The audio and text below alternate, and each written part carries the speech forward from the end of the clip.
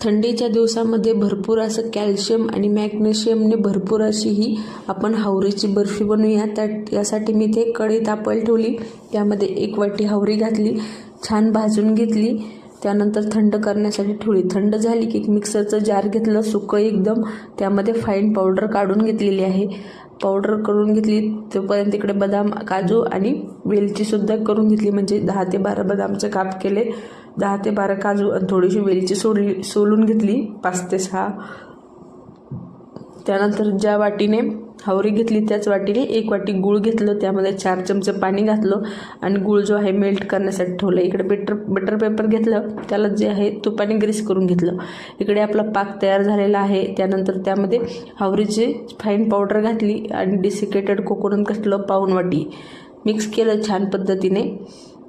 तर इकडे जो आहे आपल्याला एकतारी वगैरे असं काही पाक बनवायचं नव्हता, फक्त छान असे बबल्स आले, गूळ छान प्रकारे शिजला, एवढाच आपल्याला पाक बनवायचा होता। तर बटर पेपरवरून मी जे आहे थोडीशी हावरी घातली, भाजलेल्या हावरीमधून 2 चमचे हावरी काढली होती। त्यानंतर जे आपलं सारण आहे ते घालून घेतलं आणि अशा पद्धतीने जे आहे बर्फी लाटून घेतली। अगोदर थापून घेतली, त्यानंतर थोडीशी लाटून घेतली, त्यानंतर त्यावर वेलचीचे दाणे, बदामचे काप आणि काजूचे काप घातले या पद्धतीने आणि छान असं रोल करून घेतला। आता रोल करताना थोडीशी काळजी घ्यायची, म्हणजे पेपर जो आहे आतमध्ये जाता कामा नये, अशा प्रकारे रोल करून घेतला। अर्धा तास सेट करून घेतला आणि रोल जो आहे खोलून घेतला। तर अशा प्रकारे आपली जी आहे बर्फी तयार आहे।